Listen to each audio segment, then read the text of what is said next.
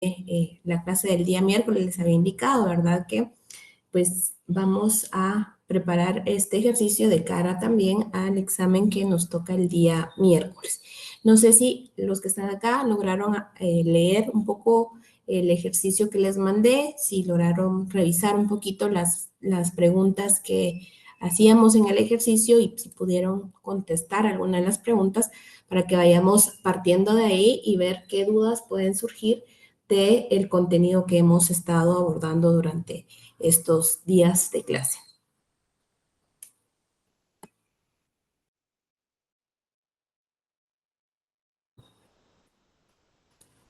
¿Compañeras? ¿Nadie?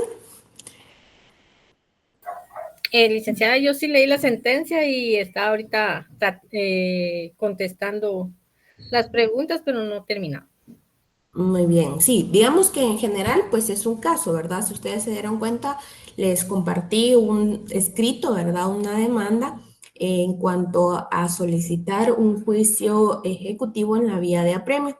Y uno de los primeros interrogantes que hacemos con base al ejercicio que planteamos, particularmente, si se dan cuenta, la señora Lorena Esther Pérez Castillo de Aguilar es quien está solicitando, ¿verdad?, un juicio ejecutivo en la vía de apremio. Y acá lo que hay que evaluar primero, ¿verdad?, es algunos aspectos puntuales que hacíamos ver al momento de conocer, ¿verdad?, en clase el procedimiento en la vía de apremio, ¿verdad?, cómo abordábamos cuáles son esos títulos que mediante el cual podemos ejercer, ¿verdad?, particularmente en la vía de apremio, la ejecución. Y este caso, o sea, aparte de que tengamos el título acá, sobre qué título se sustenta la petición, digamos, esta demanda, para saber si es un juicio ejecutivo o general, ¿verdad?, o un juicio ejecutivo en la vía de apremio. Justamente vemos en el desarrollo de la comparecencia que el título que sustenta, ¿verdad?, el requerimiento es la sentencia de fecha 23 de diciembre del año 2020, emitida por el juez segundo de primera instancia de ramo de familia del departamento de Guatemala. Primer aspecto, que efectivamente, como lo habíamos visto ya en las últimas clases, el artículo 294, ¿verdad?, en su numeral 1, establece en los casos de procedencia, ¿verdad?, la sentencia pasada en autoridad de cosa juzgada. Y específicamente las características que habíamos abordado ya es que además tengan o contengan la obligación de pagar cantidad de dinero líquida y exigible. Es en este caso que, como vemos, analizando el escrito de demanda planteada por la señora Lorena Esther Castillo de Aguilar, pues funda su petición, ¿verdad?, en la sentencia emitida por un juez de segunda instancia y hace mención que es con relación a que efectivamente en esa sentencia de divorcio ordinario se fijó al demandado, es decir, a su ex esposo José Roberto Aguilar Sebastián, la cantidad de pensión alimenticia a favor de sus hijos de 1,600 quetzales mensuales, a razón de 800 quetzales para cada hijo, ¿verdad? Más adelante vemos también que ella establece en su demanda que se presenta y se acompaña, ¿verdad?, a la demanda la certificación extendida por el registro, por el secretario del Juzgado Segundo de Primera Instancia de Ramo de Familia del Departamento de Guatemala de fecha 10 de enero del año 2024, ¿verdad?, de la sentencia antes relacionada, y pues de ahí empiezan a desarrollar los hechos. De este primer apartado es importante que analicemos, ¿verdad?, algunos aspectos puntuales que justamente, pues, es la idea de hacer este primer cuestionamiento de, según la clasificación de los tipos de ejecución, el presente caso, ¿a qué tipo de ejecución correspondería? Ya vimos que título es que acompaña y se adjunta a la presente demanda la pretensión, ¿verdad?, que se establece, que es una obligación líquida exigible y que parte de una sentencia emitida por un juez de familia en el año 2020. Entonces, según la clasificación que vimos doctrinaria en el desarrollo del curso, ¿qué tipo de ejecución corresponde al primer caso?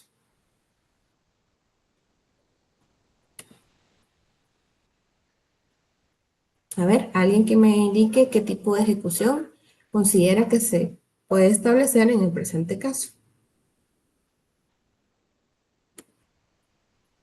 Licenciada, no sé si estoy mal, pero sería en singulares, Ajá, singular y de ejecución en la vía de apremio.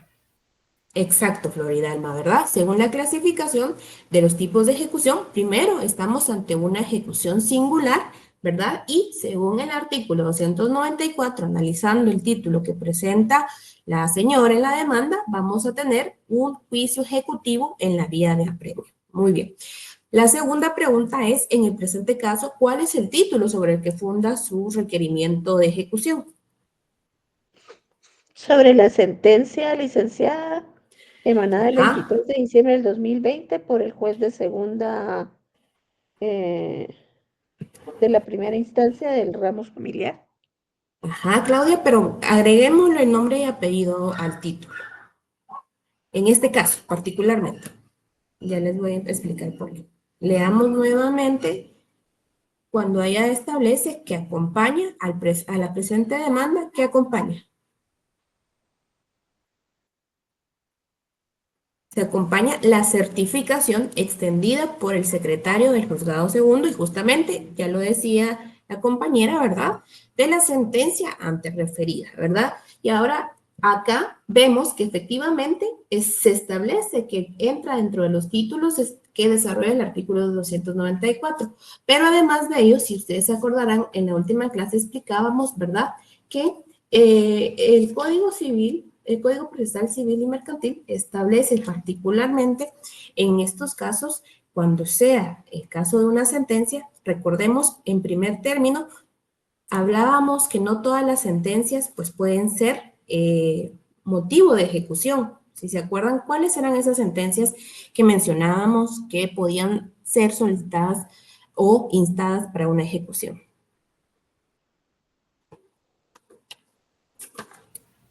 Las de condena, licenciada, no.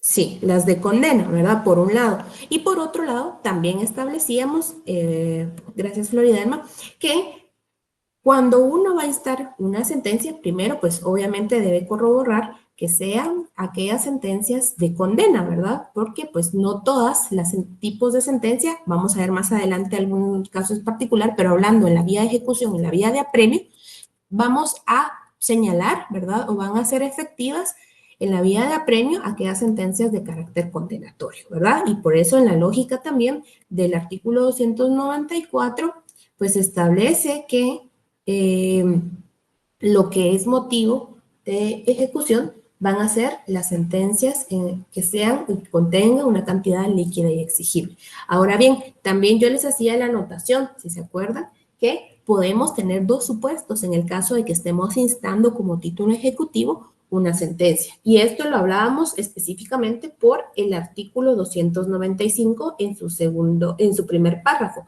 en donde el artículo 295 establece particularmente la petición de ejecución de sentencias o de laudos arbitrales pueden hacerse en el mismo expediente, ahí tenemos un supuesto, ¿verdad?, de ejecución en un mismo expediente o mediante la presentación del certificado del fallo a elección del ejecutante. ¿Por qué le decía yo a la compañera relacionado a la pregunta de a qué título nos hacemos referencia? Primero, porque tenemos que analizar, ¿verdad? Como ya les habíamos explicado, y esto también lo abordamos ampliamente en clase, ¿se acuerdan? Que teníamos y analizamos los tipos de sentencias según, ¿verdad?, quién las había emitido, y en esa clasificación abordábamos, ¿verdad?, que las sentencias pueden ser emitidas por autoridades judiciales, que en ese caso estábamos ante las sentencias y laudos arbitrales, ¿verdad? Y que en ese aspecto podíamos plantear ya sea que la parte demandada requiera la ejecución de esa sentencia ante el mismo juez que la emitió, es decir, en este caso, si se diera el primer supuesto, ¿ante qué juez instaríamos la ejecución? Si quisiéramos plantear la ejecución mediante el mismo proceso en la que derivó la resolución.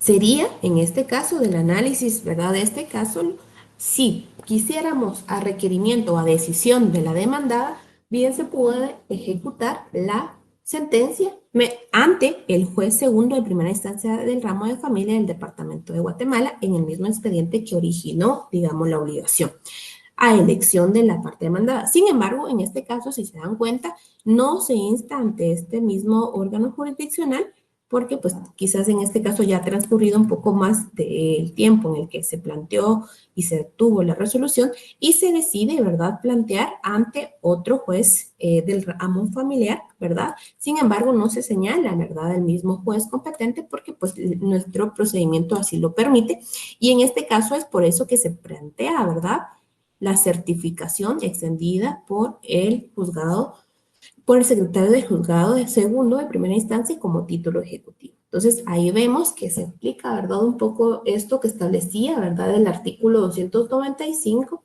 y el artículo 294. Pero puede ser el caso, como les indicaba, que el título ejecutivo per se sea la sentencia, pero si la instamos dentro del proceso que dio origen a esa misma sentencia, ¿verdad? Entonces, en ese caso no necesitaríamos presentar la certificación de la sentencia, sino únicamente hacer alusión a la sentencia que fue emitida dentro del proceso si estamos instando la ejecución en el mismo proceso que le dio origen. Bueno, entonces en este caso, acá la respuesta sería, en el presente caso, ¿cuál es el título en el que se funda, sobre el que funda el requerimiento de ejecución? Acá vamos a poner que es el certificado de la sentencia de fecha tal, tal, dictada por el juzgado segundo, ¿verdad? Claudia. Sí, gracias, licenciada. Solo me queda una duda entonces al respecto de lo que usted comenta. En alguna parte del caso que usted nos mandó, indicaba que pues la persona ante la que presentaron este proceso tenía más de 36 meses de no dar pues lo que se había sentado en la sentencia del juzgado segundo. Independientemente, entonces, acá se podría presentar este juicio ejecutivo en vía de apremio, como usted lo indica, frente al mismo juez Sí. de segunda, juez segundo de primera instancia, independientemente del tiempo, o siempre por el mismo tiempo que ha pasado tiene que presentarse en otro lado. No, Claudia, siempre puede ser indistintamente, ¿verdad? Usted puede hacer Ah, alusión, ok. ¿verdad?, al número de expediente. Sin embargo, lo que sucede muchas veces es que por el tiempo, ¿verdad?, los expedientes ya están archivados, digamos, ¿verdad? Si no ha transcrito el tiempo en la pérdida de la eficacia del título, también eso lo tenemos que ver, ¿verdad? Pero puede ser que, por ejemplo, el juzgado haya dicho, pues esto tiene sentencia condenatoria, pues sentencia, ¿verdad? Y es un expediente que ya lo remitimos al archivo, ¿verdad? Entonces, para evitarnos pues, requerir nuevamente que se conozca o pues por otras circunstancias, pues podemos solicitarlo a otro juzgado, ¿verdad? Siempre de la misma materia, claro, aun cuando no sea dentro del mismo proceso, ¿verdad? Pero si fuera el caso, también lo podríamos solicitar señalando en ese caso al inicio de la demanda el número de proceso dentro del cual se emitió la sentencia. Claro. Eso sí es importante, ¿verdad? Para que el juez que emitió pues tenga conocimiento que se está haciendo un requerimiento ejecutivo dentro del proceso que ya conoció, de conocimiento que él ya conoció. Y entonces ahí entra una fase de procesal de ejecución en ese proceso, ¿verdad? Pero en este caso, pues está instando un proceso particular citando, ¿verdad?, una sentencia emitida por otro órgano jurisdiccional a través del certificado. Ah, ok, gracias, licenciada, muy amable. Bueno, entonces, ahí es en donde vemos, ¿verdad?, estos conceptos que hemos estado estableciendo dentro del desarrollo del curso. Otro de los aspectos que hemos señalado en el ejercicio era mencionar qué tipo de sentencia se necesita para establecer la procedencia de un proceso de ejecución. Ya lo decía la compañera Floridalma, ¿verdad? Son aquellos en el tema de ejecuciones específicamente las de condena, ¿verdad? Más particularmente. Y mencioné cuáles son los presupuestos de la ejecución. En este caso, ¿verdad? Teniendo ustedes ya los conceptos que hemos tenido y abordado en clase, así como los esquemas, ¿verdad?, del juicio ejecutivo en la vía de apremio, ¿cuáles son los presupuestos de ejecución que ustedes como parte demandante, así como juez, pues señalarían o calificarían previamente a entablar una demanda de ejecución. Vimos que eran 3 aspectos puntuales que no podían faltar, ¿verdad? Independientemente en cualquier ejecución, que siempre debería estar presente, ¿verdad? Que eran 3 presupuestos. ¿Cuáles son esos presupuestos? La acción ejecutiva, el título Exacto. ejecutivo y el patrimonio ejecutable.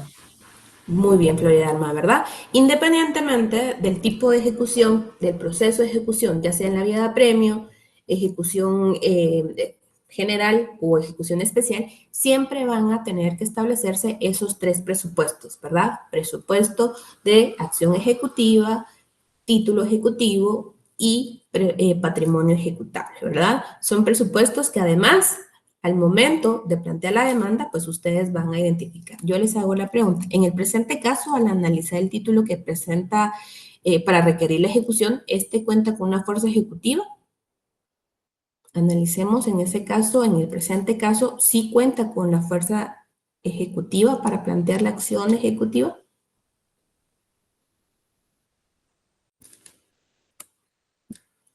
Primero, ubiquémonos, como bien dijo Floriralma, pues hay 3 presupuestos, ¿verdad? Generales de ejecución.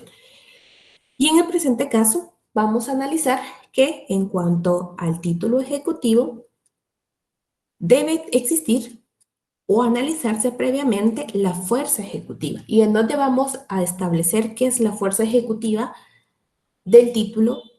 Vamos a establecerlo, y eso lo vimos en la clase, en el artículo 296, porque el artículo 296 nos establece cuándo pierden efectividad los títulos ejecutivos, particularmente del proceso de ejecución en la vía de apremio, y nos establece que aquellos títulos pierden su fuerza ejecutiva a los 5 años si la obligación es simple y a los 10 años si hubiere prenda o hipoteca.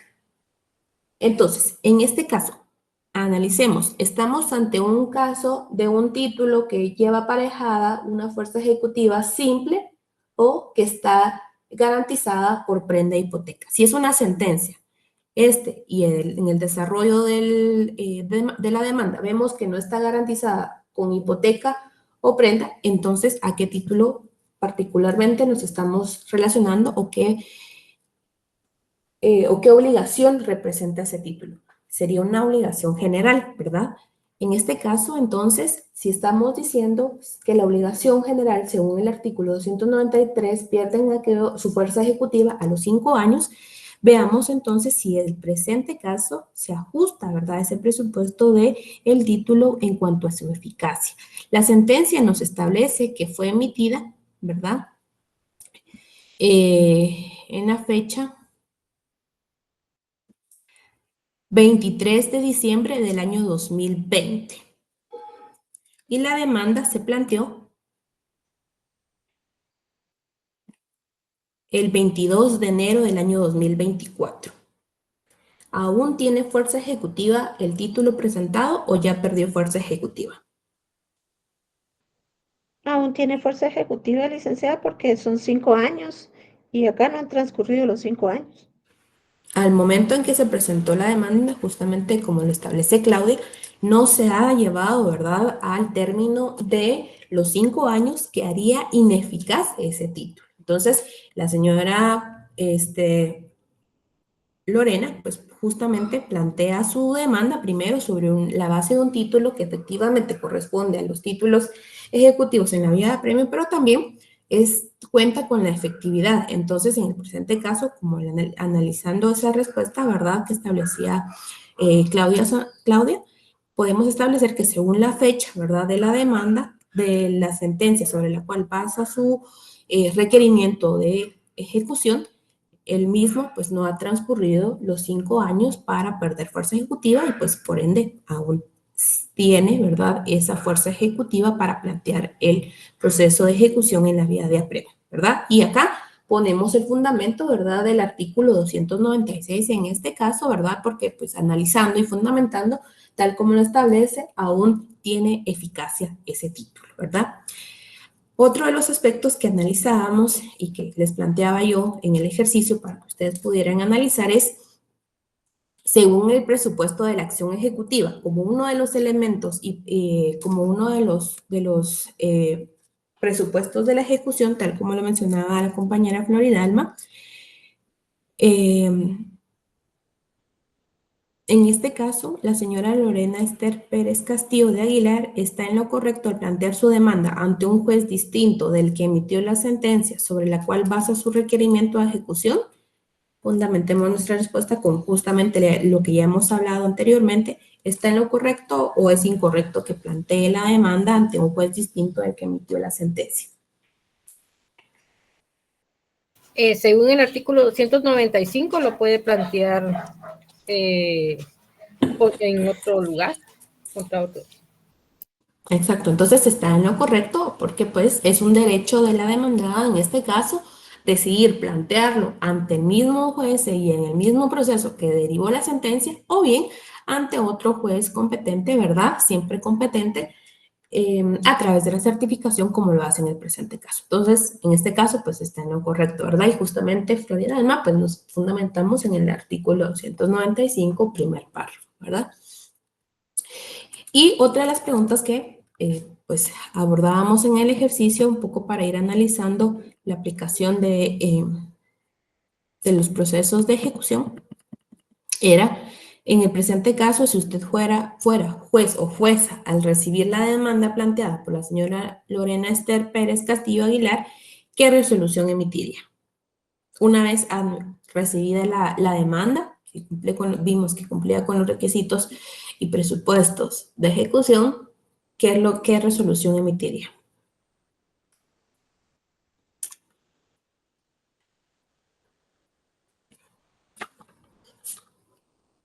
A ver, compañeras, compañeros, ¿qué resolución corresponde emitir entonces? Yo consideraría, licenciada, que pues una resolución condenatoria. ¿Por qué condenatoria, Claudia? Porque igualmente, o sea, en este caso, como la misma sentencia que inició el proceso en el juzgado segundo de primera instancia, ¿No? pues igualmente lo que se hace es condenar al pago en este caso, de la pensión alimenticia. Y como pues no se dio el pago, pues finalmente la misma resolución tiene que llegar a que se cumpla o se ejecute el título ejecutivo en el cual se funda, pienso yo, no sé. Pero sí. Licenciada, en el artículo 297 dice, promovida la vía de apremio, el juez calificará el título en que se funde y si lo considere suficiente despachará mandamiento de ejecución, ordenando el requerimiento del obligado y el embargo de bienes en su caso. No sé si esta es la respuesta. Entonces, ¿cuál resolución manda?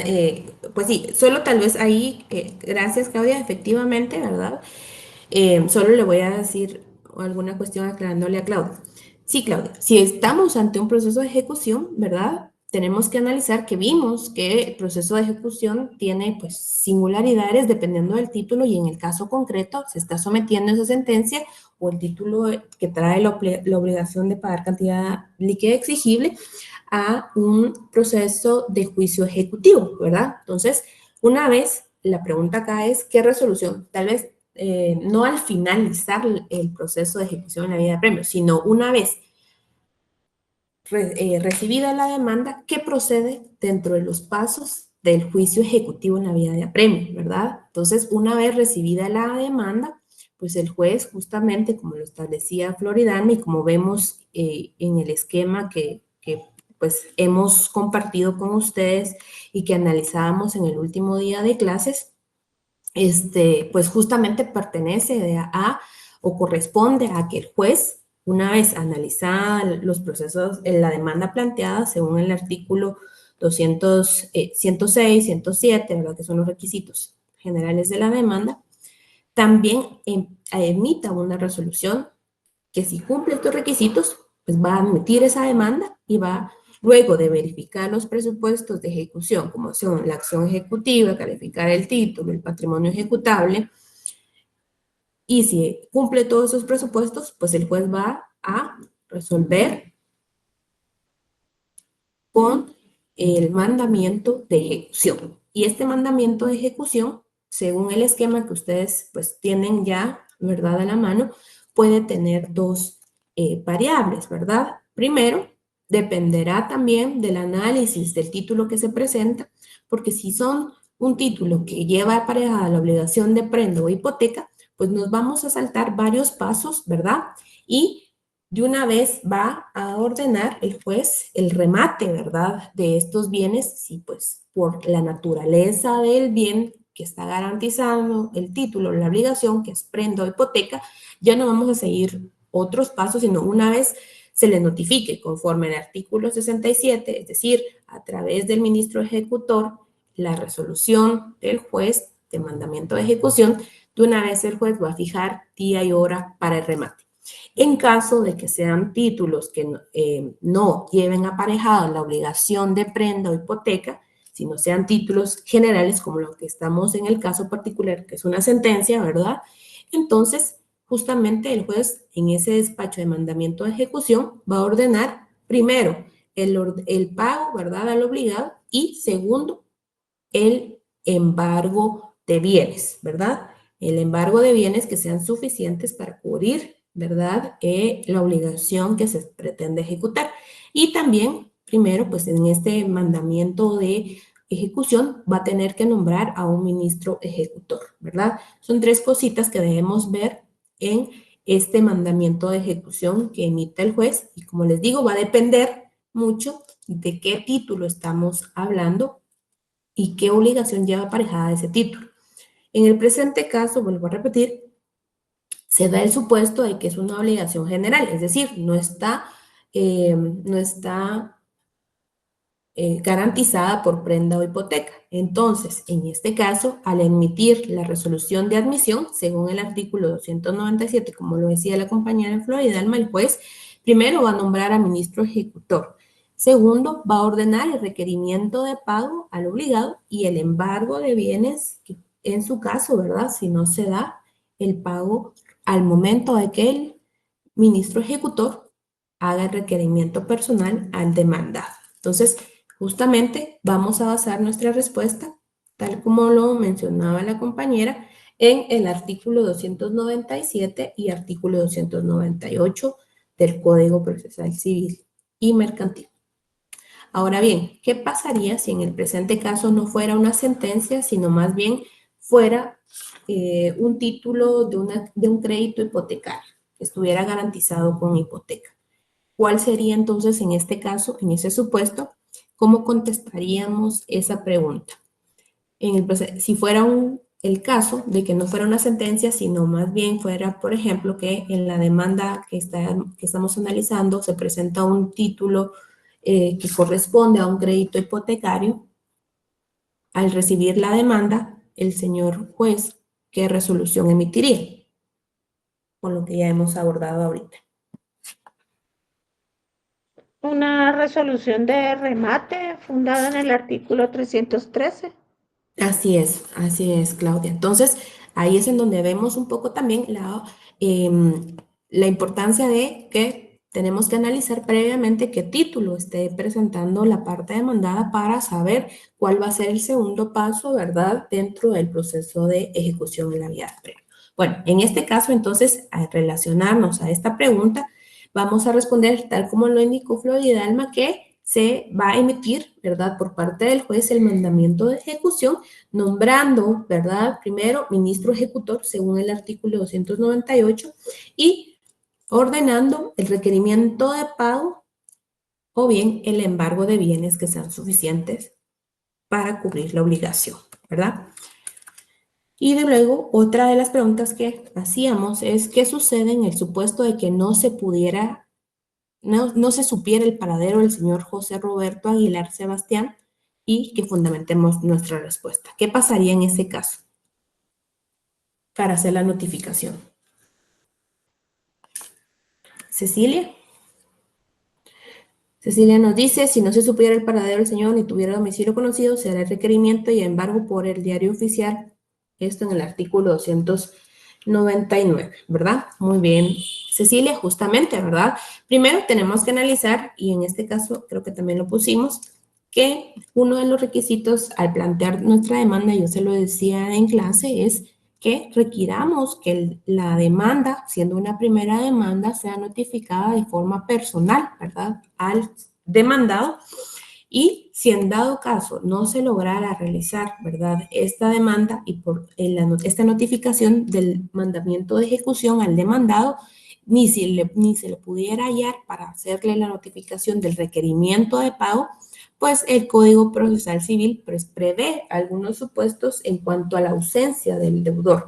Y particularmente nos establece en el artículo 299, en su segundo párrafo, que si no se supiera el paradero del deudor ni tuviera domicilio conocido, se harán el requerimiento y el embargo por medio del diario oficial y surtirá sus efectos desde el día siguiente de la publicación.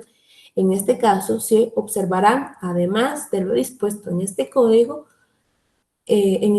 civil, se observará además lo dispuesto en el Código Civil relacionado al tema de ausencia. Entonces, acá en este caso, justamente, pues si no se hallara la persona demandada para hacer el requerimiento de pago o, en su caso, el embargo de bienes, pues se hará por medio del diario oficial, ¿verdad?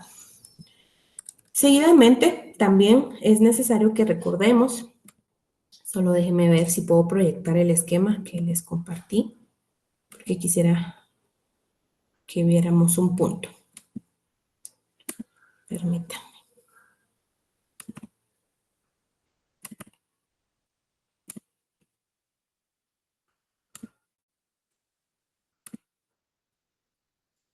Aquí estamos. Bueno, estamos en esta parte del proceso, según el ejercicio que vamos viendo, ya analizamos, ¿verdad?, los supuestos de que si existe mandamiento de ejecución debemos analizar el título, ¿verdad? Si fuera título garantizado por hipoteca, pues nos saltamos de una vez a la fase de remate. Estando en el caso que analizamos, estamos ante una obligación general, entonces el juez debe ordenar el nombramiento del ministro ejecutor según el artículo 198, además de ordenar, ¿verdad?, el requerimiento de pago al obligado y el embargo en su caso. Realizada la notificación, que es el paso 3 que estamos analizando, debe hacerse de forma personal, ¿verdad? Y el primer punto es requerir personalmente, hacer el requerimiento personalmente por el ministro ejecutor al obligado, y en caso de ausencia, justamente ya lo mencionaba la compañera, que se aplica, ¿verdad?, lo que dispone el artículo 299 en cuanto a la publicación de el requerimiento y el embargo a través del diario oficial.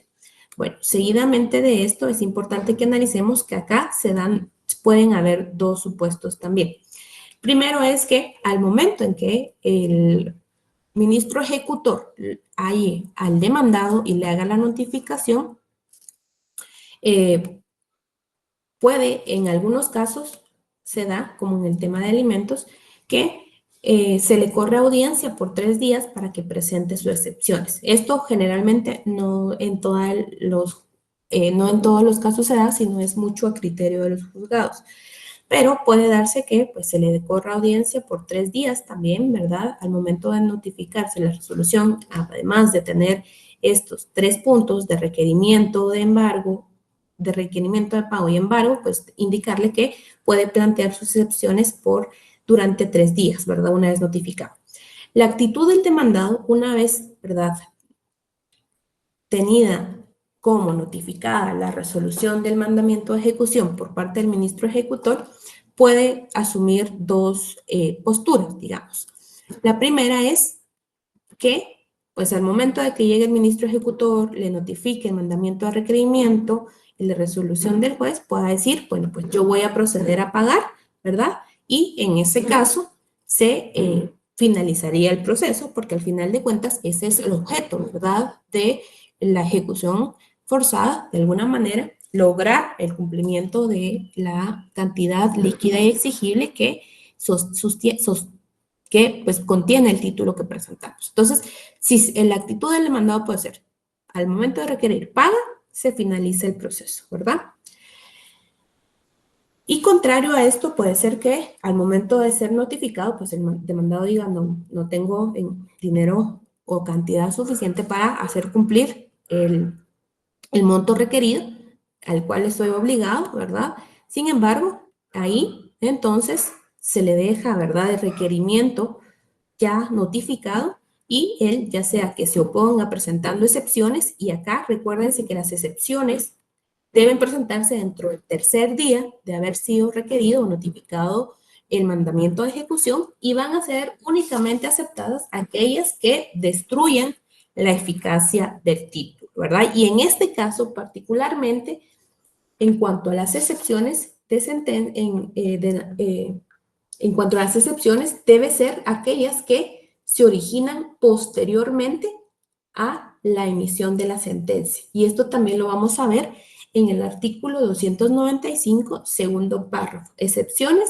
En estos casos solo se admitirán las excepciones nacidas con posterioridad a la sentencia o al laudo cuya ejecución se pidan, las cuales se interpondrán dentro de los 3 días. Entonces, las excepciones acá que admiten el juicio ejecutivo en la vía de apremio son muy limitadas. Si se dan cuenta, no van a ser todas aquellas excepciones que generalmente planteamos en los juicios de conocimiento, sino que acá únicamente va a ser admitida aquella excepción que destruya la ineficacia que destruya la eficacia del título, ¿verdad? En este caso, si fuera por alguna u otra razón que haya surgido posteriormente a la emisión de la sentencia. Y en ese sentido, pues estaríamos en el supuesto de que al momento de requerirle el pago, pues el ejecutado no haya pagado. Entonces seguimos, ¿verdad?, con el tema del embargo.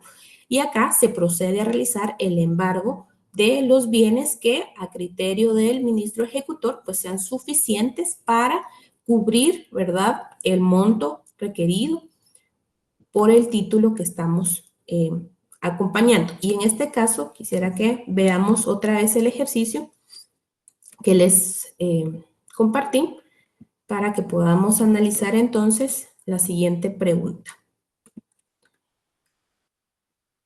Ya contestamos esta que decía que va a ser por medio del diario oficial, ¿verdad? Y ahora seguiría esta. En el presente caso, si se efectúan los embargos solicitados, estableciendo que se logra el embargo en una cuenta de ahorro cuyo monto actual es de 150,000, además se establece que el salario del demandado es de 10,000 quetzales, proceden ambos embargos requeridos y que primero respondamos si proceden ambos embargos y segundo, fundamentar nuestra respuesta. En este caso, analizando lo que ya establecimos y analizando el presente caso, ¿consideran ustedes que, si bien es cierto, la demanda solicitó el embargo de una cuenta de ahorro, así como del salario de la persona, proceden ambos embargos según el artículo 301? Si en el caso que estamos analizando se logra un embargo de una cuenta cuyo monto actual es de 150,000, además que se establece que el demandado tiene un salario de 10,000 quetzales mensuales y se solicitó el 50% de dicho salario en concepto de alimentos, será prudente y oportuno, según el artículo 301, si ustedes fueran ministro ejecutor, ordenar ambos embargos o solo uno.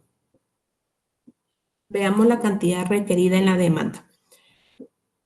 La demanda establece que la cantidad a la que asciende, ¿verdad?, el incumplimiento del pago de alimentos asciende a la cantidad de 58,300 quetzales líquidos y exigibles. Si estamos estableciendo que la cuenta embargada, la cuenta que se propuso como cuenta para embargar, tiene una cantidad de 150,000, además que el señor demandado tiene un salario de 10,000 quetzales mensuales, según el artículo 301, entonces, si nosotros pedimos que se realicen ambos embargos, ¿es procedente que se realicen ambos embargos?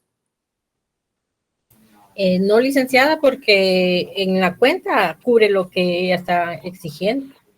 Exacto, Floridalma. Y justamente, ¿verdad? Entonces, en este caso, vamos a establecer que, tal como lo establece el artículo 301, el acreedor tiene derecho a designar los bienes que a los que hayan de practicarse el embargo, ¿verdad? Que lo hicimos. La señora propuso en su demanda el embargo de 2 bienes. Primero, una cuenta de ahorro y segundo, propuso también, ¿verdad?, que se embargara el salario del demandado. Pero nos establece el artículo 301, el ejecutor no embargará sino aquellos que a su juicio sean suficientes para cubrir la suma a la que se decretó el embargo, más un 10% para la liquidación de costas, ¿verdad? Y en este caso, justamente como lo mencionaba la compañera Florinelma, en este caso, pues únicamente podría ser procedente el embargo de la cuenta de ahorro cuyo monto actual asciende a 150 y que es justamente procedente porque pues cubre, ¿verdad?, la cantidad requerida más el tema del 10% de costas procesales. Entonces, en este caso, ante la pregunta si procede ambos embargos requeridos, vamos a colocar que únicamente va a proceder el embargo de la cuenta para que, siempre y cuando se considere, ¿verdad?, que ésta cubre la suma a la que se decretó el embargo más un 10%. Y como de los dos embargos solicitados, pues la cuenta de ahorro, pues cuenta con un monto que cubre el requerimiento de la demanda más un 10%, por ende, pues únicamente, pues procedente va a ser solicitar que el ministro ejecutor realice el embargo sobre la cuenta monetaria, ¿verdad? De ahorro, perdón. Entonces, eso es también otro de los puntos que tenemos que analizar.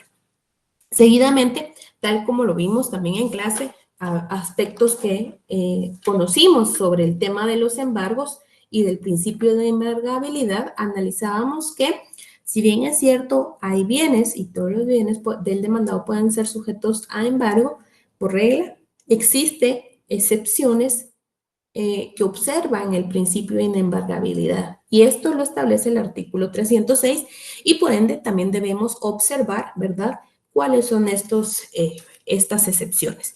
Y acá yo les hago una pregunta en este ejercicio. En el caso que la señora Lorena Esther Pérez Castillo de Aguilar le solicita a usted que consigne la demanda que para garantizar el cumplimiento de lo adeudado en concepto de alimentos se le embarga al señor José Roberto Aguilar Sebastián el 75% de su salario.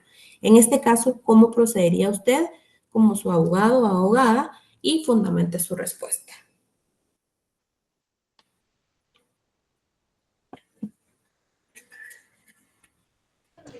Licenciada, en el caso de los embargos de los salarios, según usted nos había explicado, se pueden ir desde un 35% hasta un máximo de 50% en las demandas por alimentos.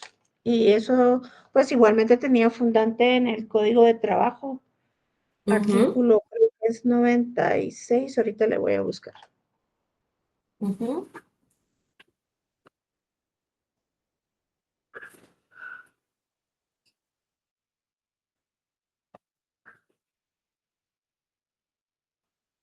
Sí, yo creería que es el artículo 97, licenciada.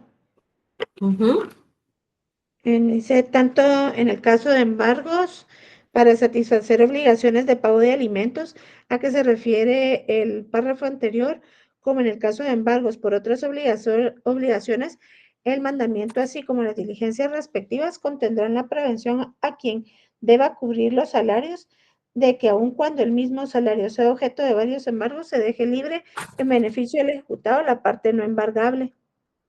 ¿Verdad? Y en el 96, justamente del también Código de Trabajo, pues nos establece sus porcentajes, ¿verdad?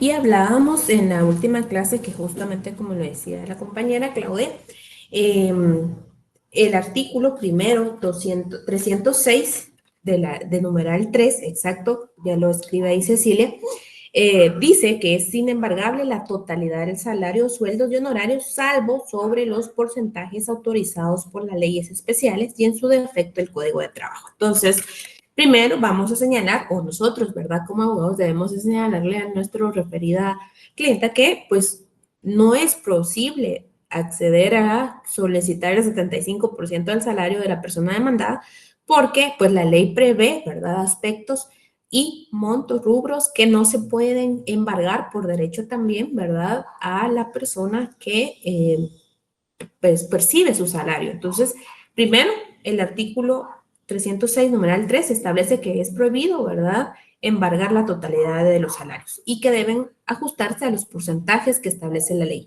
Y segundo, justamente como decía Claudia, referir que el artículo 96 y 97 del Código de Trabajo pues establece que para el tema de obligaciones obligaciones particularmente el tema de alimentos, se puede embargar hasta un 50%.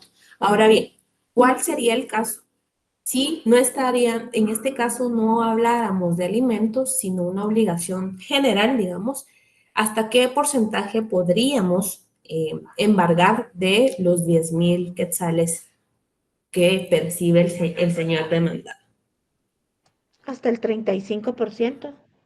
¿Verdad? Hasta el 35%. Muy bien. Entonces, esa parte, pues, también es muy importante que la tengamos presentes. Entonces, acá sería esa respuesta. Y luego, pues yo les hago la pregunta si se logra realizar el embargo solicitado, el cual es suficiente para cubrir la cantidad deudada y ya se encuentra firme el auto que aprobó la liquidación por parte del juez en el presente caso, que procede y que fundamentemos nuestra respuesta.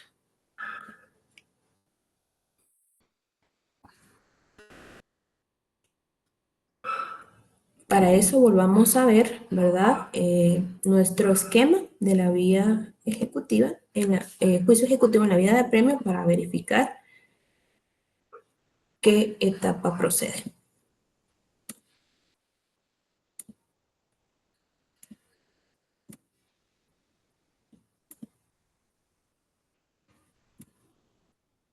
Vamos a ver, voy a proyectar nuevamente. Permítanme.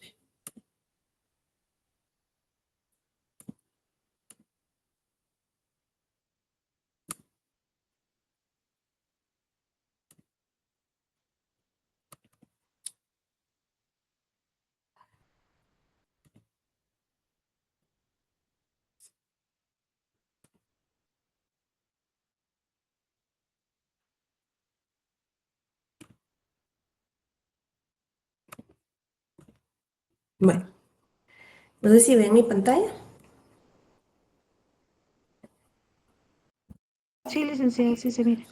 Bueno, entonces ya estamos, ¿verdad? Que realizado el embargo, viendo y observando los requisitos y principios de inembargabilidad, procede la tasación de bienes. Esto, acá tal como les hago la anotación, solo la tasación, la fase de tasación solo va a ser en los casos cuyos títulos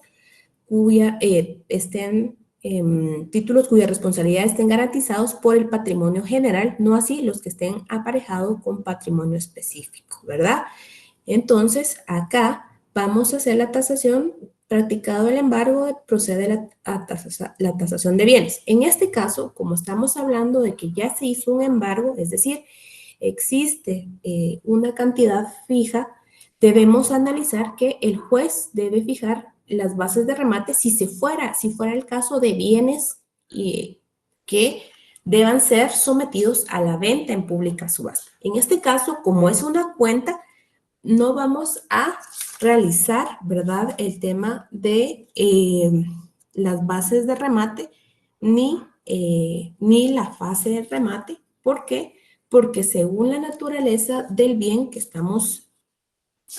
ya se hizo el embargo, pues es una cantidad en dinero, cuyo caso, ¿verdad? Vamos a pasar de una vez al artículo 320. Ahora, si fuera el caso de que nosotros hubiéramos solicitado como embargo un bien inmueble del demandado, entonces acá sí procedería, ¿verdad?, la tasación. Y la tasación va a ser fijar, ¿verdad?, esas bases en cantidad de dinero sobre la cual se va a sacar, ¿verdad?, el anuncio para el remate, que el remate vimos en la última clase, va a ser aquel procedimiento como de subasta, ¿verdad? Pero todo esto, tanto la tasación, las bases de la tasación, la publicación de remate, como el remate, estas 4 fases del proceso de ejecución en la vía de apremio van a ser, ¿verdad?, para aquellos casos en donde se hubiera dado un embargo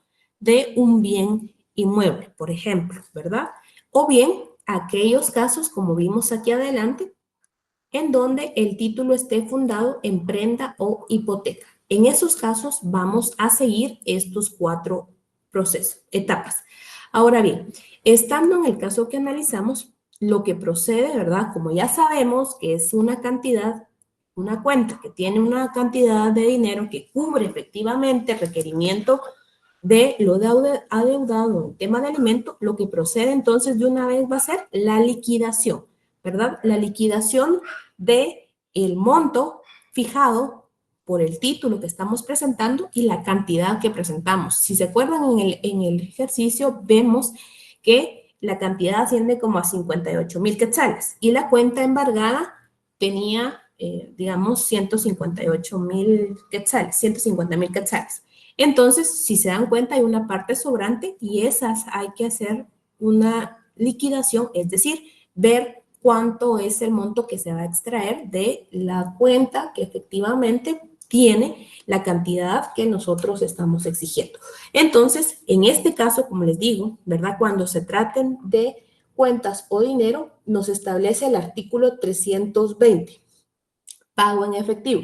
Si el embargo se hubiere trabado en dinero efectivo o depósitos bancarios, al estar firme el auto que apruebe la liquidación, el juez ordenará se haga el pago al acreedor. Entonces, justamente el artículo 320 nos establece que si fueran cuentas o el embargo hubiera sido trabado en dinero efectivo, nos vamos a ahorrar, ¿verdad? Desde la fase de la tasación hasta el remate, nos pasamos directamente a la liquidación, porque por la naturaleza del embargo, pues no vamos a necesitar, ¿verdad?, realizar estos procesos. Ahora bien, les vuelvo a repetir, si fuera otro caso que el embargo hubiera sido trabado sobre un bien inmueble, sobre un bien mueble, o que estuviera fundado en un título de hipoteca o prenda, sí vamos a hacer el tema de la tasación, el tema de fijar las bases de remate, la publicación de remate y el acto de remate o pública subasta, ¿verdad? En este caso que estamos analizando, nos vamos directamente a la liquidación según el artículo 319. Y el artículo 319 nos establece que practicado el remate, se hará la liquidación de la deuda con sus intereses y regulación de las costas causadas al ejecutante y el juez librará orden de cargo del subastador. Esto no nos aplica. El segundo párrafo. Los gastos judiciales y de depósito, administración e intervención y los demás que originen el procedimiento ejecutivo serán a cargo del deudor y se pagará de preferencia con el precio de remate siempre que haya sido necesario o se hubiere hecho por autorización judicial.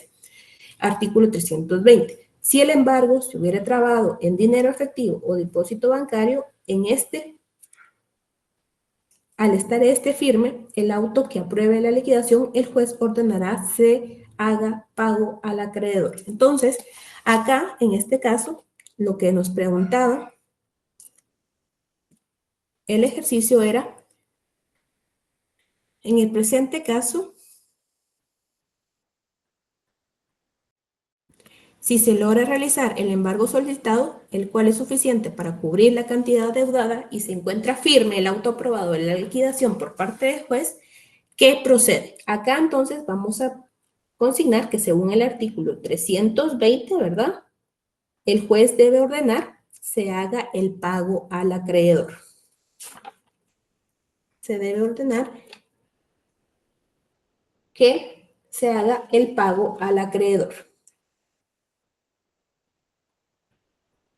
Y esto, según la última clase, yo les decía, ¿verdad? Que acá se da lo que conceptualmente o doctrinariamente se conoce como la adjudicación forzada, ¿verdad? Es decir, obligamos a través de una resolución judicial, aquí se emite el oficio para que el banco, ¿verdad?, establezca el monto requerido para hacerlo efectivo a la persona que está entablando la demanda y solo va a ser la cantidad requerida más un 10%. Acá se oficia a los bancos, ¿verdad?, para que hagan esa adjudicación en pago a nombre del acreedor. Entonces acá, en este caso, como les refería, vamos a colocar que procede que el juez ordene se haga el pago al acreedor o, si ustedes también quieren colocarlo, ¿verdad?, como lo vimos doctrinariamente, la adjudicación en pago de la cantidad adeudada más un 10%. La siguiente pregunta nos refiere, en el presente caso se debe dar la fase de escrituración, con lo que hemos analizado también un poquito que les refería, según la naturaleza de nuestro título que estamos fundando y el embargo que se realizó, procede a hacer la fase de escrituración. ¿Qué consideran ustedes? No, licenciada, porque no es un bien inmueble. Exacto, ¿verdad? En este caso, una vez hecho, ¿verdad?, el tema de la liquidación y ordenado el pago, nos pasamos de acá a la fase final, que va a ser fin del proceso. Porque, ¿cuál es el objeto del proceso de ejecución? Es efectivamente cumplir, ¿verdad?, con la cantidad adeudada. Y si el juez una vez ordena el pago al acreedor, oficia al banco para que se haga ese pago, pues tendríamos en este caso finalizado el proceso por la naturaleza del embargo practicado. Entonces, acá la pregunta que nos hacen es si procede la fase de la escrituración.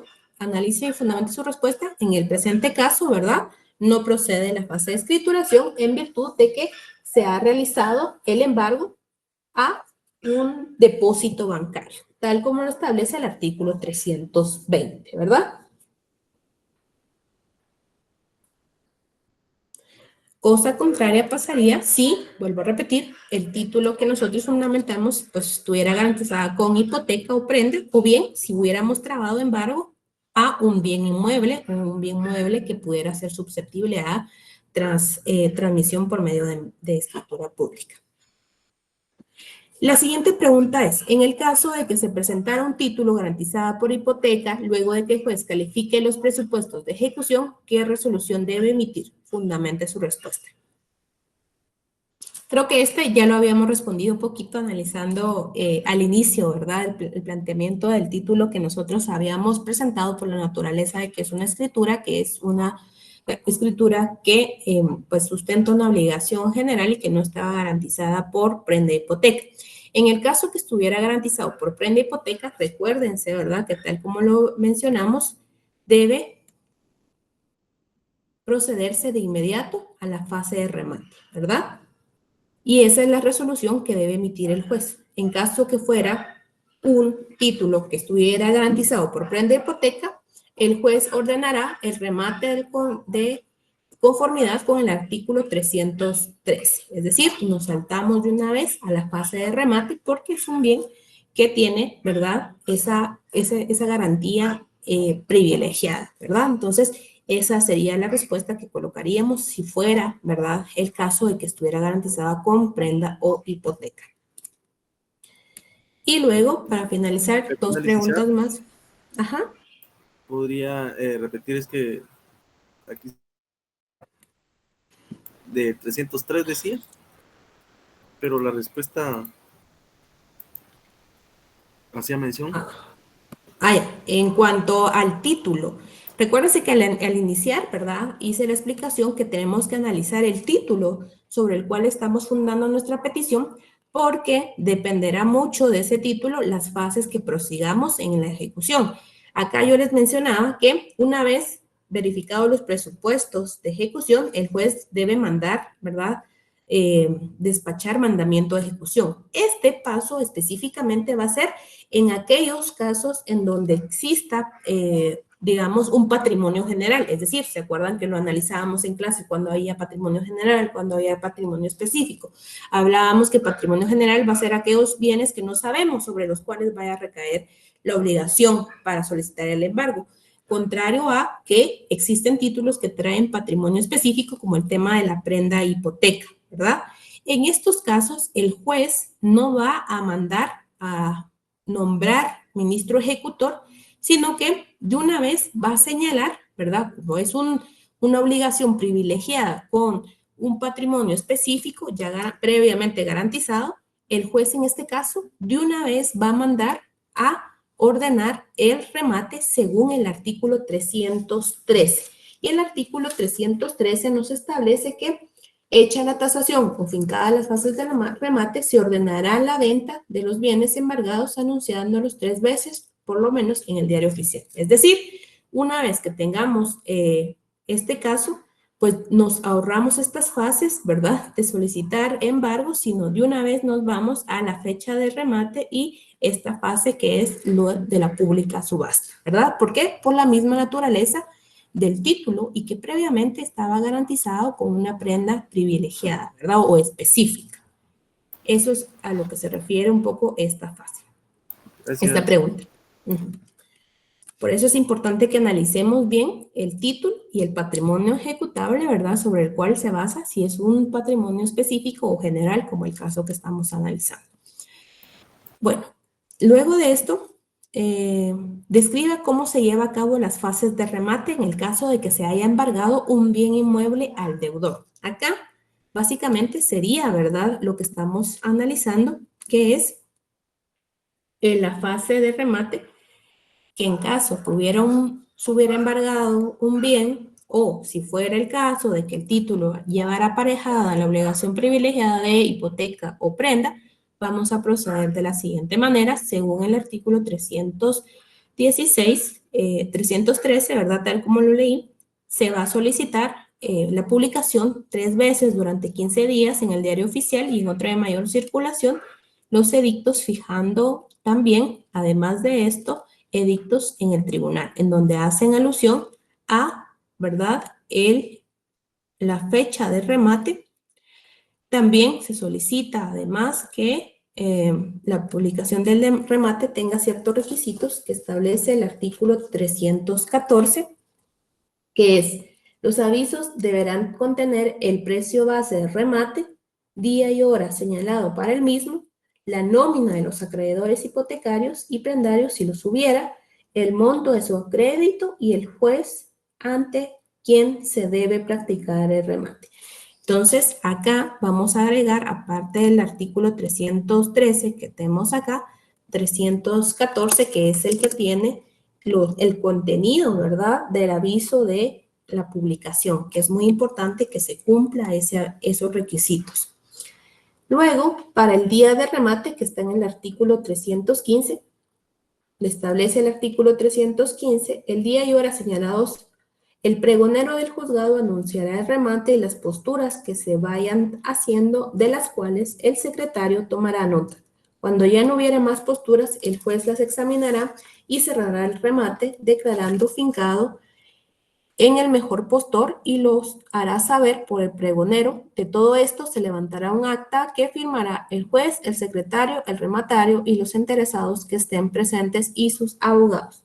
Solo se admitirá posteriormente postadores que en el acto de la subasta depositen el 10% del valor de sus ofertas, salvo que el ejecutante lo releve de esta obligación. Si fuere varios los bienes que se rematan, serán admisibles las posturas que por cada uno de ellos se hagan separadamente.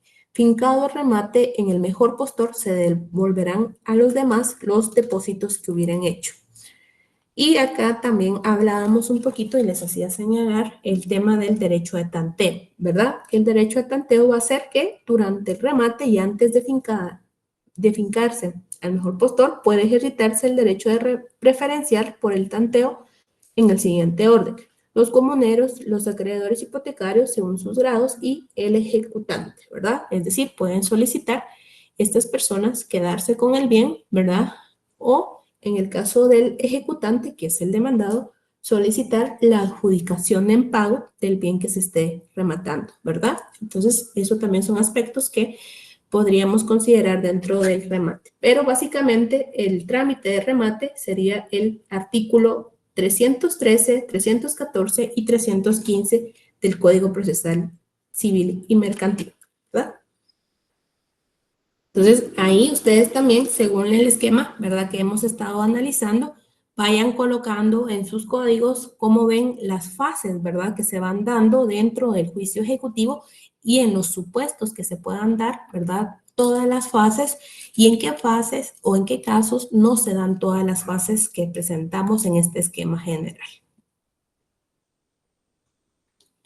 Bueno, seguidamente, entonces acá, en donde pues le solicito describa cómo se lleva a cabo la fase de remate, ustedes bien pueden fundamentar su respuesta, ¿verdad? Y de forma tal vez no tal cual textual, pero sí analizando los artículos 313, que se realiza la orden de remate, 314, que el aviso debe ser publicado en el diario oficial, con qué datos, y específicamente 315, ¿verdad? Que nos señala que el día y hora señalado para el remate, el pregonero anunciará el remate y las posturas, además de levantar un acta, ¿verdad? Y fijar el bien al mejor postor, ¿verdad? Básicamente eso sería el resumen de la fase del remate. Y finalmente, en el caso del juicio ejecutivo en la vía de apremio, ¿qué recursos son procedentes y contra qué resoluciones pueden ser aplicadas? Fundamenten su respuesta. Acá, ¿qué recurso es el que pudieron ustedes analizar, que les planteé en las diapositivas que les compartí sobre el juicio ejecutivo en la vía de apremio? ¿Qué recurso es el que que procede? Que nos lo establece el artículo 325. A ver.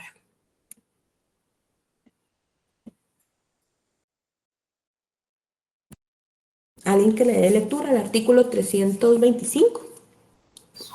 Recursos. Solamente podrá deducirse apelación contra el auto que no admita la vía de apremio y contra el que apruebe la liquidación. Exacto, ¿verdad, Florida Alma? Entonces, acá únicamente va a proceder el recurso de apelación, pero tenemos que establecer que este recurso solo va a proceder contra el auto que no admita la vía de apremio. Es decir, que, por ejemplo, en el caso presente, que yo hubiera planteado la demanda y a la señora demandante del presente caso no le rechazan la demanda, sabiendo que cumplimos con todos los requisitos y presupuestos de ejecución, el juez rechace la demanda en la vía de apremio, acá podemos plantear recurso de apelación. Y también contra el auto que apruebe la liquidación. Es decir, cuando haga el referido análisis sobre la base de la deuda más un 10% de costas, y dependiendo del bien que se haya embargado, ¿verdad? El juez debe emitir un auto de liquidación. Es decir, cuál va a ser el monto fijo una vez planteada la demanda con la obligación líquida exigible más un 10%, ¿verdad? Y si el o demandante no están de acuerdo con ese auto que que aprueba la liquidación, con el monto específicamente, pues se puede apelar, ¿verdad? No así, ¿verdad? No se puede plantear ningún recurso contra la resolución que, por ejemplo, ordene la escrituración, si fuera un bien inmueble, ¿verdad? Luego del remate, procede la escrituración o la entrega del bien. Contra esas resoluciones no cabe ningún recurso, ¿verdad? ¿Por qué? Por la naturaleza misma del juicio en el que estamos, que no es un juicio de conocimiento, sino más bien un juicio de ejecución. Es decir, de alguna manera, forzar el cumplimiento de una obligación previamente establecida, ¿verdad? Entonces, esto es muy importante que ustedes vayan analizando tanto los esquemas como los conceptos que hemos visto y sobre todo, ¿verdad? Ir analizando los apuntes que hemos hecho en el Código Procesal Civil y Mercantil. Una vez ustedes sepan el procedimiento en el juicio ejecutivo en la vía de apremio, nos vamos a dar cuenta que el juicio ejecutivo general pues es casi similar y aplica las mismas reglas en algunas etapas, únicamente verificando que cambia los títulos de procedencia, así como que hay una fase previa, ¿verdad? Una fase muy corta que se puede llamar de conocimiento, ¿verdad? Una fase en donde sí se va a discutir un poco el tema de la obligación que se pretenda plantear y hay una sentencia en donde el juez efectivamente, ¿verdad? Resuelve si procede el juicio ejecutivo. Esa es la única diferencia del juicio ejecutivo en la vía de apremio con el juicio ejecutivo general. Pero más adelante, ¿verdad? Como vamos a ver, vamos a analizar un poco más a profundidad el juicio ejecutivo y los distintos juicios singulares que nos quedan pendientes. Para el día del examen, sí es necesario que ustedes, ¿verdad? Vayan preparados para evaluarse sobre todas las fases del juicio ejecutivo en la vía de apremio y todos los aspectos conceptuales y doctrinarios que hemos hecho alusión en las distintas clases, así como en los documentos que también ya se les compartió. Hasta aquí, no sé si hay alguna duda sobre el ejercicio que les planteé y cómo se ha ido resolviendo, porque pues de esta misma lógica va a venir la evaluación del día miércoles. No sé si hay alguna duda, comentario. Eric. Buenas noches, licenciada. Solo con la Erika. consulta. Sí, Erika. La consulta si vendrá también teoría o solo casos prácticos. ¿Cómo ve usted el ejercicio? Pues viene ambos. Exacto. Muy Sí, bien, Erika. licenciada, le agradezco. ¿Alguien más?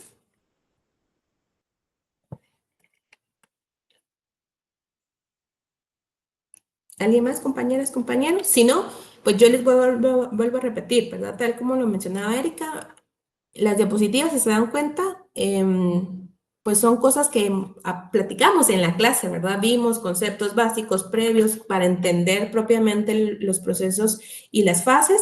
Entonces yo les diría, pues obviamente estudien lo general que es la doctrina, pero también vayan colocando los esquemas, ¿verdad? Que les compartí, pero específicamente vayan estudiando y haciendo las anotaciones y repasando y comparando, ¿verdad? El desarrollo de los artículos del Código Procesal Civil con cada una de las fases del juicio ejecutivo que les presenté en el esquema. El esquema creo que va a ser un apoyo, pero más, recuérdense que para el examen, y esto sí es bien importante, no vamos a permitir esquemas. Entonces, el esquema es solo una base, recuérdense, por eso hay muchos artículos que yo les hago anotación ahí, pero es para que ustedes vayan estudiando en su código, ¿verdad? Y mentalizándose un poco el diagrama que procede en los distintos supuestos. Entonces, estudien bastante el tema del código y como les volví a repetir, pues espero que también haya sido de apoyo este repaso y para los que no hayan sido o hecho su ejercicio,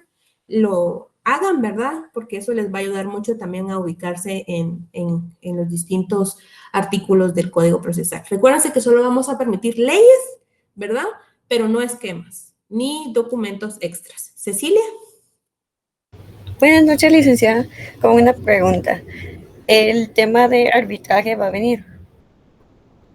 No, Cecilia, eso ya los Ya lo pasamos. negocios, sí, solo vamos Ok, a ver el tema de ejecuciones en los conceptos generales y particularmente juicio ejecutivo en la vía de apremio. está bien. Muchas gracias, licenciada.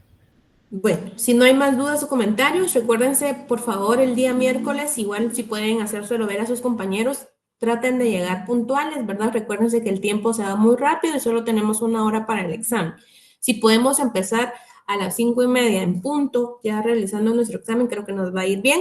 Entonces, por favor, traten la manera de llegar un poquito antes. Cualquier cosa, pues nos vemos el día miércoles. Feliz descanso y que El éxitos en examen sus es el exámenes. jueves, licenciada. Sí, 8, ¿verdad? Es que está diciendo miércoles, ya. No, es jueves, ¿verdad? No, yo creo que es miércoles, Florida. Es que nosotros empezamos el 7 con administrativo. Bueno, vamos a, yo creo que sí les compartimos el calendario, ¿verdad? Si no, se los voy a volver a mandar para que les puedan compartir, así ustedes estén seguros. Voy a verificar ahorita si quieren. Solo voy a Gracias. meterme en la duda de qué fecha tenemos examen. Veamos.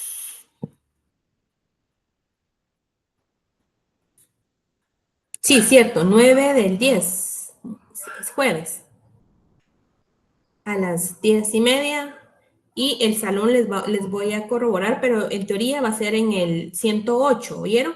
Pero igual voy a corroborar que sí sea ese salón o si vamos a estar en 2 salones, ¿ok? Bueno, feliz Gracias, descanso licenciada. Feliz y descanso. Gracias por su apoyo. bueno, que tengan éxitos en estos Gracias, exámenes. licenciada. Bueno, feliz noche.